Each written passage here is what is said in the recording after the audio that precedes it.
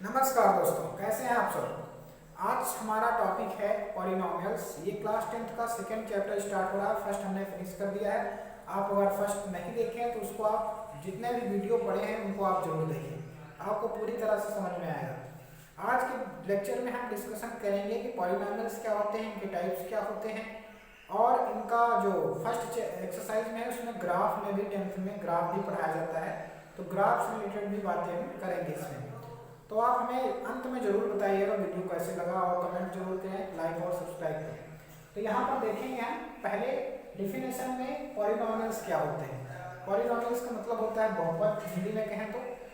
और बहुपद क्या होते हैं, ये किस प्रकार से, किन्हें बहुपद कहा जाता है, किन्हें बहुपद नहीं कहा जाता है, इसके बारे में बच्चे कंफ्यूज रहते हैं हमेशा। तो आज का लेक्चर पूरा देखिए, आपका कंफ्यूजन हट जाएगा। तो यहाँ पर हम पहले बात करते हैं पॉलिनोमियल्स क्या होते हैं। पॉलिनोमियल से ऐसे व्यंजक होते हैं, ऐसे एक्सप्रेशन होते हैं जिनमें कुछ वेरिएबल्स का मतलब जैसे कि एक्स वाई जेड ये सारी चीज़ें हैं जिनका मान निश्चित नहीं होता, उन्हें वेरिएबल कहते हैं। हिंदी में इनको चर राशियाँ कहते हैं। ऐसे व्यंजक जिनमें चर राशियाँ शामिल हों और कोई अंक भी शामिल हो सकते हैं, जोड़ घटाव गुणा भाग भी शामिल हो सकते हैं। और जहाँ पर चर राशियों की जो पावर होगी वो हमेशा पॉजिटिव इंटीजर होगी, यानी कि धनात्मक पूर्णांक संख्या होगी। कोई निगेटिव नंबर पावर कभी अगर किसी चर की हो जाए, यानी वेरिएबल की हो जाए या एक्स की हो जाए, तो वहां पर वो पॉलिनोमियल्स नहीं कहलाएगा। तो यहाँ पर हम बात करते हैं, जैसे कि इसकी बात करते हैं कि ऐसा व्यंजक जिसमें चर यानी कि वेरिएबल, जैसे कि वेरिएबल क्या होते हैं, जैसे एक्स वाई जेड ये शामिल हो, ठीक है। इतनी बात की इसकी हम डिफिनेशन बता रहे हैं, ये शामिल होने चाहिए। और क्या, अंक शामिल हो तथा संक्रियाएं यानी जोड़ घटाव गुणा भाग, यानी हम कर सकते हैं प्लस माइनस मल्टीप्लिकेशन डिवाइड, ये सारी संक्रियाएं यानी ऑपरेशंस भी शामिल हो। जहां पर यहाँ पर ये बात बहुत इंपॉर्टेंट है, जहाँ पर x की यानी जो वेरिएबल होगा, यानी चर की घात पॉजिटिव इंटीजर होनी चाहिए, धनात्मक पूर्णांक होनी चाहिए। ये बात बहुत महत्वपूर्ण है कि जो x की पावर होगी वो पॉजिटिव होनी चाहिए, तभी हम क्या कह सकते हैं, एक्सप्रेशन को पॉलिनोमियल्स कहेंगे। ध्यान दीजिएगा, ये बात बहुत इंपॉर्टेंट है यहाँ पर। तो हम अगर इस टॉपिक में बात करें तो आप 10th के लेवल पर दो टाइप के पढ़ेंगे, पॉलिनोमियल्स इन वन वेरिएबल यानी कि बहुपद एक चर में, और बहुपद दो चरों में, यानी पॉलिनोमियल्स इन टू वेरिएबल्स, यानी दो वेरिएबल्स और एक वेरिएबल्स में क्या होता है। जैसे हम लिख दें यहाँ पर 4x + 2, यहाँ पर ध्यान दीजिए इसमें क्या क्या शामिल है, वेरिएबल भी शामिल है, एक्स भी शामिल है, अंक भी शामिल है, जोड़ भी शामिल है, तो ये बहुपद है एक हिसाब से। और यहाँ पे इस x की पावर 1 है, जहाँ कुछ पावर नहीं वहाँ 1 मानते हैं, तो यहाँ 1 जो है वो पूर्णांक है, अर्थात ये पॉलिनोमियल्स है। इसको हम बहुपद कह सकते हैं, इसको हम क्या कहेंगे, बहुपद। अब इसको बहुपद किस टाइप का बहुपद कहेंगे, बहुपद हमने 9th में भी सीखा हुआ है। दो पद हो तो बाइनोमियल कहते हैं, एक पद हो तो, एक टर्म हो तो हम क्या कहेंगे, मोनोमियल कहेंगे, तीन हो तो ट्राइनोमियल्स कहते हैं। तो ये 9th की बातें 9th में भी आपने पढ़ी होंगी। तो यहाँ पर जो है बहुपद तो है, लेकिन ये एक चर में बहुपद है, किसमें, एक चर में बहुपद, यानी हम कह सकते हैं पॉलिनोमियल्स इन वन वेरिएबल, क्योंकि इसमें एक वेरिएबल आया है सिर्फ, यानी कि 4x ही आया है, वेरिएबल इसमें एक है। और अगर हम यहाँ पर ऐसे लिख दें 4x + y + 5, तो यहाँ पर वेरिएबल दो हो गए, x एंड y, तो यहाँ पर हम कहेंगे बहुपद दो चरों में बहुपद, क्या कहेंगे, दो चरों में बहुपद, पॉलिनोमियल्स इन टू वेरिएबल्स, क्या कहेंगे इसको हम, दो चरों में बहुपद कहेंगे, पॉलिनोमियल्स इन टू वेरिएबल्स कहेंगे। याद रखिएगा ये बात। और अगर यहाँ पर एक बात और नोट कर लीजिए, अगर बहुपद की जो चर राशि है, चर की पावर 1 है, चर की पावर यहाँ पर लिख लीजिएगा, यदि पहले घात की बात कर लेते हैं, कि जो व्यंजक में घात होती है उसे, यानी घात को पावर कहते हैं, डिग्री भी कभी कभी पूछ लेता है डिग्री क्या होती है। तो डिग्री जो होती है वो पॉलिनॉमियल, जैसे मैंने लिख दिया पॉलिनॉमियल 2x प्लस 5, यहाँ पे पॉलिनॉमियल्स की जो सबसे बड़ी घात होगी उसे हम डिग्री कहते हैं। जैसे यहाँ पर पावर कितनी है, 1 है, x की पावर 1 है। अगर हम अगला पॉलिनॉमियल लिख दें 2x स्क्वायर प्लस 5 लिख दें, इसमें पावर 2 है, तो डिग्री क्या हो जाएगी इसकी, 2 हो जाएगी। यानी डिग्री वो चीज़ है जो वेरिएबल की सबसे बड़ी पावर हो, उसे ही डिग्री कहते हैं। एक बात ये भी याद रखिएगा, डिग्री जो होती है वो सबसे बड़ी पावर होती है, उसे हम डिग्री कहते हैं। तो यहाँ पर इतनी बातें आप समझ गए कि बहुपद क्या होते हैं और बहुपद की पदों में हो सकते हैं, यानी एक पद, दो पद, बहुपद में हो सकते हैं, और वेरिएबल में हो सकते हैं, 2 वेरिएबल्स में भी हो सकते हैं, 3 वेरिएबल्स में भी हो सकते हैं।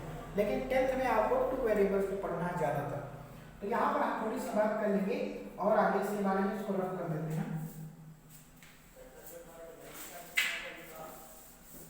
तो यहाँ पर अब आप देखिएगा कि हम कैसे पहचाने कि ये पॉलिनॉमियल्स है या नहीं है पॉलिनॉमियल्स, इसकी चर्चा हम करेंगे। तो यहाँ पर कितने, जैसे हम लिख दें यहाँ पर कि √2x प्लस 5 ये पॉलिनॉमियल है, यानी बहुपद है। कोई पूछे आपसे तो ये बहुपद है। एग्जैक्टली क्यों बहुपद है, क्योंकि हमने कहा था वेरिएबल्स की पावर क्या होनी चाहिए, पॉजिटिव होनी चाहिए और पूर्णांक होनी चाहिए, यानी इंटीजर होनी चाहिए। तो यहाँ पर वेरिएबल की पावर 1 है, तो यहाँ पर हम कह सकते हैं कि ये पॉलिनॉमियल होगा। अगला एक स्टेप ले लेते हैं। अगर हम कहते हैं केवल 2 आ जाए, केवल 2 आ जाए यहाँ पर, तो केवल ये 2 संख्या की पॉलिनॉमियल होगी कि नहीं होगी, ये बहुपद है कि नहीं है। तो यहाँ पर हम देख रहे हैं हमारे, आप कहेंगे इसमें x नहीं है सर, तो ये बहुपद नहीं होगा। नहीं, इसमें x है, तो x को मान सकते हैं, x की पावर 0 नहीं होगी, x की पावर 0 का मान 1 हो जाता है, तो 1 हो जाता है। तो यहाँ पर ये जो अकेला 2 आएगा तो उसमें x की पावर 0 छिपा हुआ है, तो हम इसे भी क्या कहेंगे, बहुपद कहेंगे। बस इस बहुपद का नाम हो जाता है कांस्टेंट पॉलिनॉमियल। इसका क्या नाम हो जाता है, कांस्टेंट पॉलिनॉमियल। जहां पर आपको कोई चर राशि ना दिखे वहां पर कांस्टेंट पॉलिनॉमियल होता है। अगर 0 भी आपसे कोई पूछे तो 0 भी हम शून्य पॉलिनॉमियल कहते हैं, उसको जीरोस पॉलिनॉमियल भी कह सकते हैं, शून्य को, वो भी पॉलिनॉमियल्स की कैटेगरी में ही आ सकता है। तो यहाँ पर कांस्टेंट, जहाँ पर केवल डिजिट दी हो, कोई केवल अंक दिया हो, तो उसे हम कहते हैं कांस्टेंट पॉलिनॉमियल्स कहते हैं। ये बात समझिए। कौन सा पॉलिनॉमियल नहीं होगा, अब इसके बारे में बात करते हैं।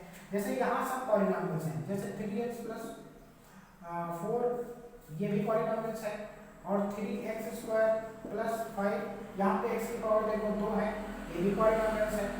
और 4/3 x की पावर 4 प्लस x की पावर 3 प्लस x की पावर 2, यहाँ पे भी पावर जो जितनी भी है x की, वो सब क्या है, इंटीजर है, पूर्णांक है।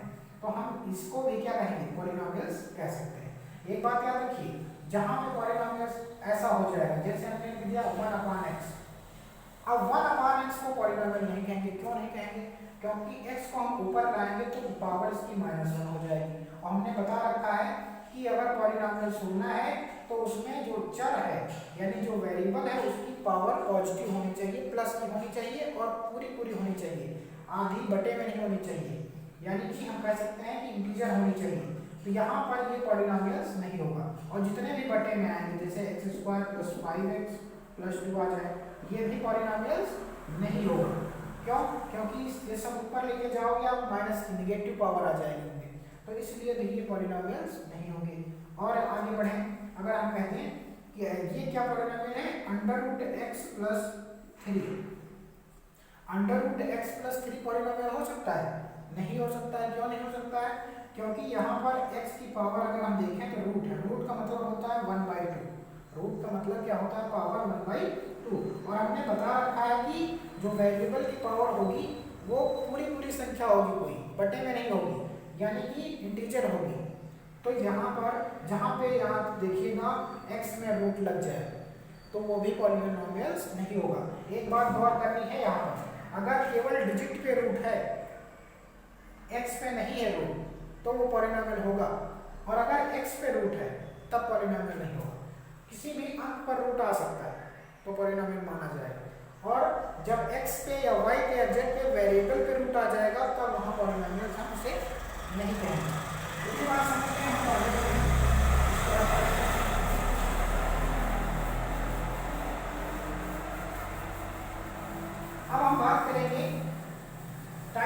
पॉलिनोमियल्स जो आपके 10th के लेवल पर पढ़ने हैं वो कौन कौन से हैं? तो देखिए पहला है आपका रैखिक, क्या है?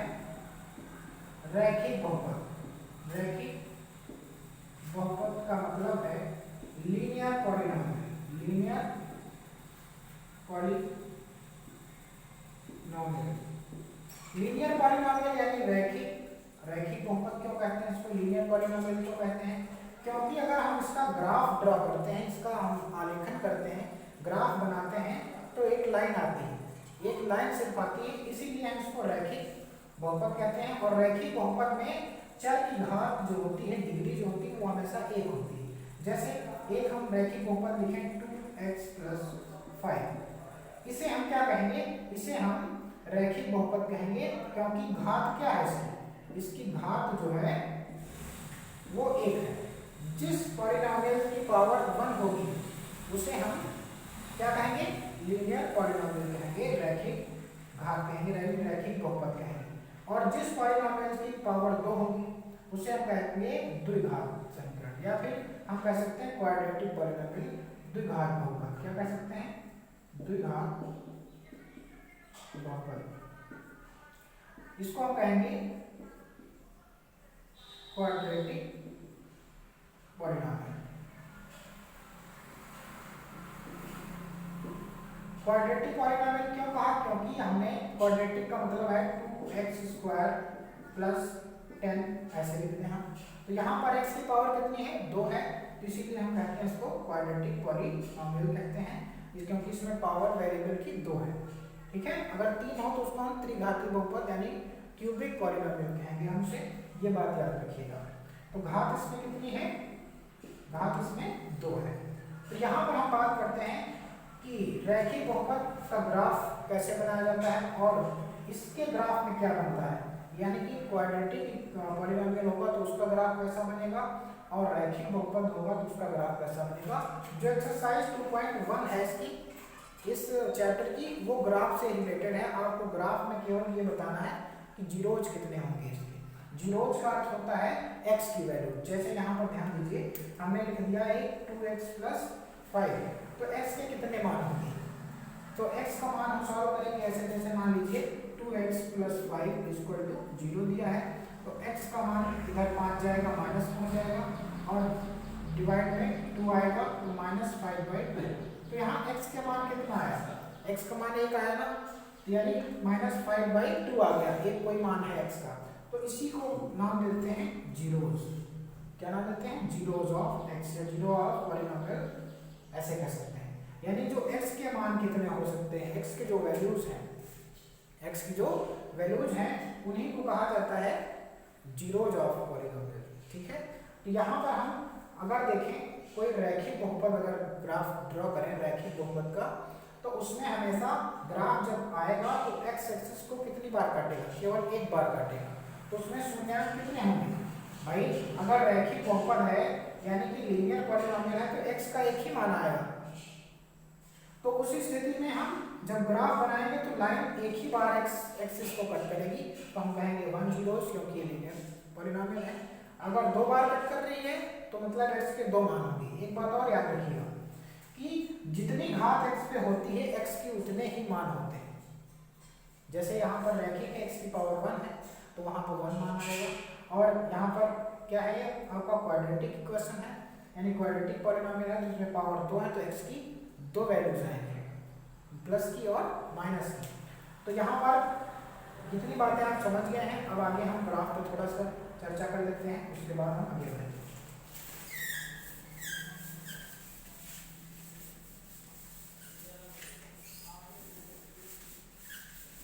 बिल्कुल आपको समझ में आएगा, बस थोड़ा सा धैर्य बनाए रखें और हमारे साथ आप पढ़ते रहें, और हमें जरूर बताएं आपको कैसा लग रहा है। अगर हम कोई एक ग्राफ खींचते हैं, ये है x एक्सिस, ये है आपका y एक्सिस,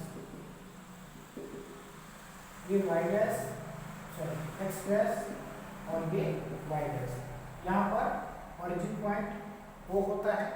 अब जैसे हमें मान लीजिए कि कोई भी पॉलिनोमियल का ग्राफ खींचना है, तो कैसे खींचेंगे? जैसे हम कहते हैं x + 5 का ग्राफ खींचिए, x + 5 = 0। ये पॉलिनोमियल है हमारे पास, इसका ग्राफ खींचना। तो ध्यान से देखिए आप कैसे ग्राफ, यहाँ पे हम नंबरिंग कर लेते हैं 1 2 3 4 ऐसे 5, यहाँ पर और भी आगे आप कर सकते हैं 1 माइनस का 1 आएगा, इसमें माइनस का 2 आएगा, माइनस का 5 ओ सॉरी माइनस का 3, माइनस का 4, माइनस का 5 आएगा। यहाँ पर भी 1 2 3 4 5 6 ऐसे आते चलेंगे। 1 माइनस की इधर आएंगे, y की वैल्यू माइनस किया जाएगा सर। 1 2 3 4 5 6 7 -1 -2 -3 -4 -5 6 7। यहाँ पर अगर हम यहाँ पर x की वैल्यू निकालें तो क्या आएगी, x = -5, यानी जो ग्राफ होगा वो -5 पे कटेगा। कहाँ पे कटेगा, -5 पे। तो इसकी अगर हम देखें वैल्यूज तो क्या होंगी यहाँ पर, तो x = -5, तो यानी ग्राफ यहाँ से जाएगा, सीधी लाइन जाएगी। क्यों सीधी लाइन जाएगी, क्योंकि ये वेरिएबल रैखिक है, यानी एक पावर है तो इसकी हमेशा सीधी लाइन जाएगी। तो यहाँ पर हम कर सकते हैं 5 पे हम ऐसे ग्राफ खींच देंगे -5, क्योंकि इसकी वैल्यू कितनी थी, -5 थी। तो ये जो लाइन है वो किसकी है, लाइन x + 5 = 0 वाली लाइन है। ये लाइन जो हमने खींची है ये ग्राफ है, ठीक है। तो यहाँ पर हमने देखा कि x की कितनी वैल्यू आई, x को ये ग्राफ कितनी बार काटा है, एक बार काटा है, एक बार कट किया है। तो अगर आपसे पूछे कोई इस इक्वेशन में जीरोज ऑफ कितने होंगे, तो जीरोज नंबर ऑफ जीरोज कितने होंगे, नंबर ऑफ जीरोज होंगे 1, क्योंकि इस लाइन में एक्सिस को कितनी बार काटा है, 1 टाइम्स काटा है। तो इसीलिए हम इसको कहते हैं 1 0। अगर ग्राफ ऐसा बन जाए, ध्यान दीजिए, अगर ग्राफ कुछ ऐसा बन जाए, ऐसा ग्राफ कब बनता है, इसको पैराबोला कहते हैं, परवलय कहते हैं। क्या कहते हैं, पैराबोला कब बनता है, ऐसा ग्राफ कब बनता है जब पॉलिनोमियल्स क्वाड्रेटिक होगा, यानी द्विघात क्या हो, द्विघात बहुपद में बनता है। पॉलिनोमियल कैसे बनता है, द्विघात बहुपद में जब क्वाड्रेटिक होगा तो पैराबोला बनता है, ठीक है। और डिटेल अगर जानकारी हो इस पे, अगर आपको चाहिए हो कि ग्राफ में पूरा पढ़ा दी, तो हमें बताया कमेंट में, ग्राफ टोटल एक लेक्चर अलग बना देंगे ग्राफ का, जिसमें हर टाइप के ग्राफ हो जाएंगे। तो यहाँ पर जो होता है ये ग्राफ जो है x को कितने, x एक्सिस को कितनी बार काटा है, 2 बार, एक बार यहाँ एक बार यहाँ। तो नंबर ऑफ जीरोज यहाँ कितने होंगे, नंबर ऑफ जीरोज हो जाएंगे आपके 2। क्यों, क्योंकि इस ग्राफ ने x एक्सिस को 2 टाइम्स काटा है। तो यहाँ पर पहली एक्सरसाइज में ग्राफ दिए गए हैं कुछ, और आपसे पूछना नंबर ऑफ जीरोज बताइए, तो आप इजीली देख के ग्राफ जहाँ पे एक्सिस को जितनी बार काटा हो वो देख सकते हैं।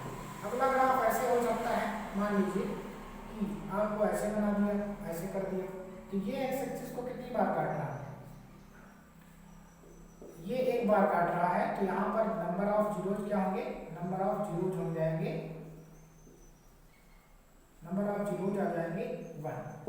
अगर ग्राफ ऐसा आ जाए, ऐसी लाइन आ जाए, इसमें ध्यान दीजिए, तो ये लाइन y एक्सिस को कट कर रही है लेकिन x एक्सिस को नहीं कट कर रही है। तो इसका मतलब यहाँ नंबर ऑफ जीरोज 0 है, number of zeros nothing, number of zeros कुछ नहीं, क्योंकि x का मान ही नहीं है, y को कट कर रही है, x एक्सिस को तो कट ही नहीं कर रही। ऐसा ग्राफ 0 आ जाएगी, 0 आंसर होगा। तो आपकी कौन सी 2.1 एक्सरसाइज में यही बताना है कि नंबर ऑफ जीरोज कितने हैं। तो आप समझ सकते हैं, जो भी ग्राफ बताएं थोड़ा सा आप दोबारा रिवाइंड करके देखिए वीडियो, समझ में आएगा। आज के लिए इतना ही, धन्यवाद।